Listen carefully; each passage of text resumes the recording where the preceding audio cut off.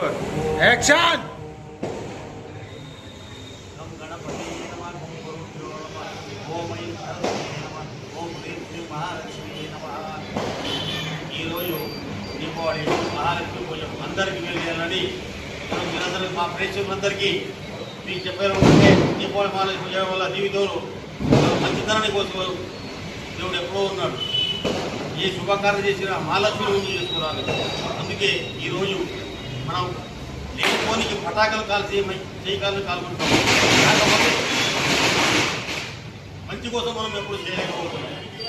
నేను దత్తాత్రేయ జ్యోతిష్య అధినేత శ్రీ దత్తగురు జ్యోతిష అధినేత భుజంగ స్వామి ఈ ఒక 2 ముక్కలు మేము చెప్పుకుంటున్నాం. మా వాళ్ళందరూ దీపావళి శుభాకాంక్షలు మహాలక్ష్మి అందరికీ మీకు మేలు చేయాలని నేను విభాగిస్తూ ఈ ఒక 2 ముక్కలు మేము చెప్పగలుగుతున్నాం.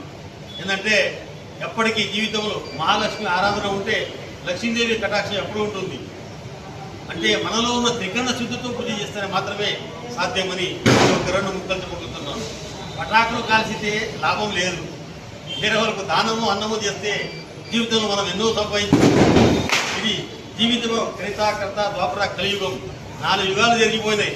కాకపోయినా మనం ఇంకా బుద్ధి తెచ్చుకోపోయినాం. ఏదంటే దత్తాత్రేయ జ్యోతిష అధినేత భుజంగ స్వామి 2 ముక్కలు మీకు చెప్పాలనుకుంటున్నాం. మీరందరూ బాగుండాలి. జీవితంలో ఇంకా పెద్ద ఆకాశాన్ని పొందాలి. లక్ష్మి ఉన్నటువంటి జీవితంలో విశ్వాన్ని మన చేతిలో పెట్టుకోవచ్చు. దరిద్ర లక్ష్మి మన చేతిలో ఉంటే విశ్వాన్ని మనం తిరుగుతూనే ఉంటాం. అంటే మేము దరిద్రులు అవుతాం. అందుకే మహాలక్ష్మి కటాకాలు అంటే పటాకులు కాలడం మళ్ళీ మర్చిపోకుండా ఉండడం. ఇది మళ్ళీ మీరు అప్పుడు బూడిద చేస్తే విభూతి రాసుకోవచ్చు.